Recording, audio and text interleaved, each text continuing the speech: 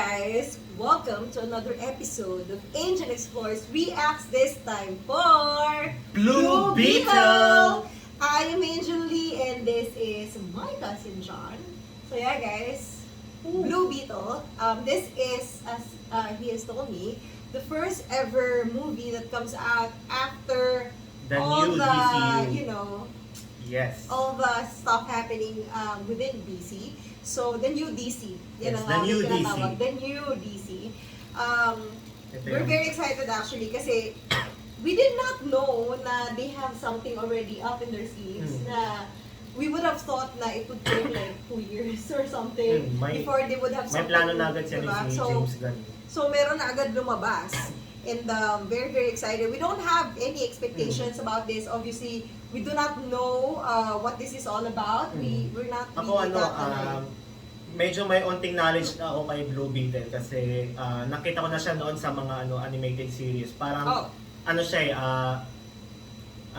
parang siyang sometimes sidekick siya ni Batman. Tapos yung partnership nila doon parang si Iron Man at si Spider-Man doon sa MCU. Parang ganun yung partnership nila. Like Robin. Parang like a Robin. Pero mas iba kasi si Robin. ibang parang siyang Spider-Man ng DC na own kasi si Robin, own hero. parang yung best friend ni Iron Man. Parang ganun. Tapos siya naman yung Yeah, I get it. ano din siya, young superhero. So very curious din ako sa How they will do this. Actually, what I'm curious about is that why did they choose this to be the first thing they get out after the new DC has been formed, you know? Because iniisip ko siguro they would want to, I don't know, reboot something or Inisip ko rin refresh something or whatever. Inisip ko din na kung ito yung magiging first movie ng new DC, talagang impactful dapat talaga tong movie na to. Para yung mas gumanda ba yung yung new universe na i-create nila. Exactly. So very excited. Have no expectation whatsoever.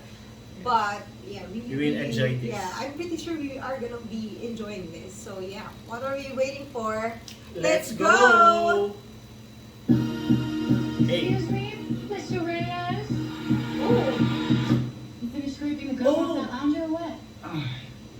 Siya yung nasa loob naman. I know this guy. You always land on your feet, bro. You're honeymoon. ooh, Latino? But do not open it. You went in to get a shot, and all you brought back was a hamburger. Okay, I don't think it's a burger. You haven't looked? What the hell is that? Oh, yes! How did you get it to do that? I think he likes me. Oh! What the fuck? No! Oh! Herman. Oh! Oh! Wow! Oh! Ang ganda ng transformation. Wow! Woo! Host acquired. Who said that? Okay, it's gonna be. Oh my goodness!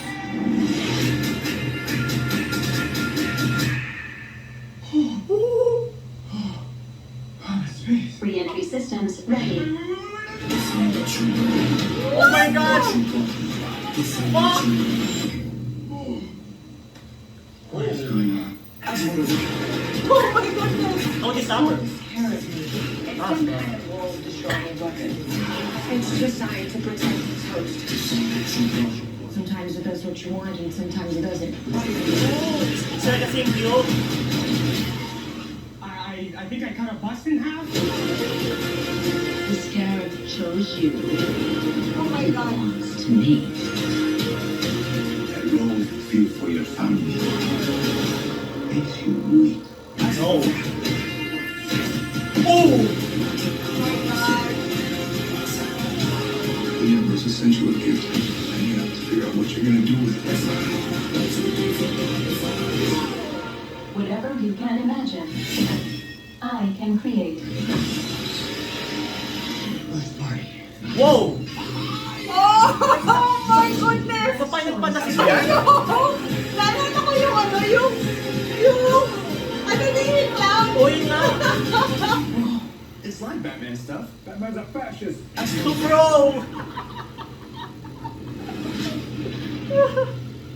Wow! Oh, thank you sa recommendation ng Thank you. comics. But like, Wow. wow! Okay, so my first reaction about this is that I am very, very happy that it's a Latino community. Kaya nga. For the first ever na ilabas ng DC representation. Family-oriented din siya. Yeah, it's medyo ano kasi kami, relatable for us. Kasi we're Filipinos, as with our history, Yes. medyo malapit yung heart namin when it comes to, Spanish and Latino stories. So, very, very excited about that alone. And the thing that really, really piqued my interest about this is that ginawa nila na parang age group ni Spider-Man. And even yung theme niya, like the Beetle, hindi naman porque insect, alam mo yun. Pero yung whole, it takes you, nagkakaroon ka ng parang, kasi siya, ano dito is, Parang ano nag-book siya, eh. parang yung symbiote nga, yung ni Venom. Oo, di ba? Yun yung naisip ko. So, medyo familiar tayo sa mga ganyang klaseng storyline. Yun yung na, kasi namin na comparison since we are more Marvel fans and wala kami masyadong alam sa DC, so maganda na parang Meron kaming nare-relate. nare-relate. Pero that doesn't mean, guys, don't take us wrongly Yes. na we don't like DC or Yes. hindi We're just not ganun. familiar lang. We're not familiar, but we are very, very open to knowing the stories that they would like to tell. So, sadya lang talaga nako-compare namin. And we're not comparing it in a bad way na, mas maganda yung sa Marvel. It's No. never, ever like that in our channel. We are fans of all movies, all series. We love everything. Siyempre, kapag hindi naman maganda, sasabihin naman namin talaga. Pero, hindi kami immediately, meron kaming prejudice about it or isi-stereotype na hindi naman ganon. Just that, Actually, like diba? Kasi ganun lang talaga kami. We would relate it to what we know so that we would know how to paano yung thought process namin about stuff. Kasi syempre, kung hindi namin i-relate doon, wala kami mga pag-uusapan, di ba? Yep. So, with this one, yun yung napansin ko. And with what's happening with Marvel right now, na nagsistart na sila with Young Avengers, this is actually a very, very good idea for DC na magsastart sila sa yung mga young superheroes. So, kapag tumira na yung Marvel ng Young Avengers, meron talaga silang pagtapat. Which is a really, really good thing. And especially, may enjoy din ng now na generation. Kasi syempre yung mga Batman, Superman, even yung sa amin yung Iron Man and Thor, yung mga ganyan, Captain America, obviously, na-enjoy naman siya ng lahat ng tao. Pero more on, yung mas nagugustuhan siya ng mga adults, di ba? Yung mga more mature ages.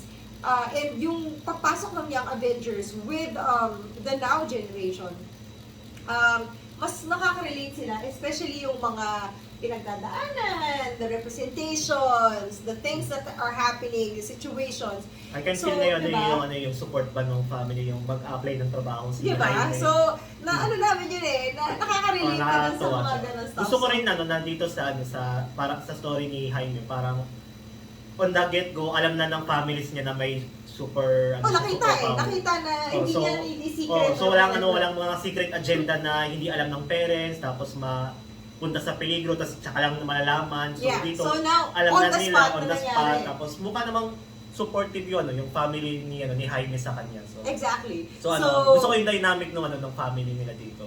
Immediately, di ba? So, Parang sa Shazam na maganda yung chemistry ng family nila. True. And ang maganda rito kasi, usually, ang nangyayari kasi with superhero movies is that they have to keep things a secret muna and then papasok dun sa next ones na malalaman. It's always the same storytelling, which is not bad. We understand na this is how it is. Pero this one is very unique in its own way. Nakasama yung family niya when it happened. So they've seen everything. So he can run to them immediately. First Kapag transformation niya, diba? kasi Andun silang lahat eh. buong So family. that's really, really, really good. So we are very, very excited for what's gonna happen here. Kasi, Ganda din ng ng powers niya na whatever you, sabi nung... kahit anong mangyari sa kanya, ang main point and main priority nung Scarab is to protect the host. So, at saka yung sinabi pa na kahit anong maisip mo, I whatever can you, do. you think I can create. Diba? So, ang like, may agad siya ng Final Fantasy agad eh. Which is Alam mo actually- alam mong teenage kid siya na Exactly, kung anong kasi- isipin niya, pang talaga eh. hello, sino man Pang hindi games. mag-iisip ng swords ni Cloud Oh. Strife. So if you Yeah, guys are ang not ganda. familiar with Final Fantasy, it's video game. It's a very, very popular video game. Actually, we are very, very huge fans of the Final Fantasy. Kaya natuwa ako naman yung So nakita namin ako, parang nung unang nag-iisip ako, kay Cloud ba to? If it's not Cloud, it could probably be kay Squall, either or. So, or pwede rin kay Noctis. I'm not sure kasi hindi na namin familiar yung lahat ng mga swords nila. And ang pinaka-popular kasi talaga is yung kay Cloud. That's the reason why familiar kami talaga. Yun agad yung napapasok sa isip namin. It could possibly be Squall. Medyo pareho rin naman yung mga swords nila or Noctis. So let us know in the comments if you guys are huge Final Fantasy fans. Let us know in the comments if mali ba yung sinabi namin. And let's discuss. We would love to. Kasi ang galing-galing ng paghagawa ng series ba to? Movie na to. So, very, very excited about that, guys. Yes. And yung actor niya ni Jaime, isa siya sa main cast ng Cobra Kai. So, yes. siya, Fans very din excited. kami yan, guys. Yes. Fans din kami from The Karate Kid. Very excited na Excited kami talaga. para dito sa Hindi movie. natuwa talaga ako nung pinakita na parang nung umpisa, parang, ano lang ba to? Did they just cast like, alam mo yun, a Latino to play it? Pero hindi naman talaga sila magta-touch on, you know, the culture and stuff. It could possibly be that happens. Pero hindi. Nakita mo na ipapakita yung family dito and yung mga struggles niya as a Latin kid, di ba? Kasi alam ko na gano'n siya ng work and stuff. So, very, very excited about that. Yes. And yeah, guys, if you like this episode, please like and subscribe. And of course, turn on your notifications so that you would know when our next video is gonna come out.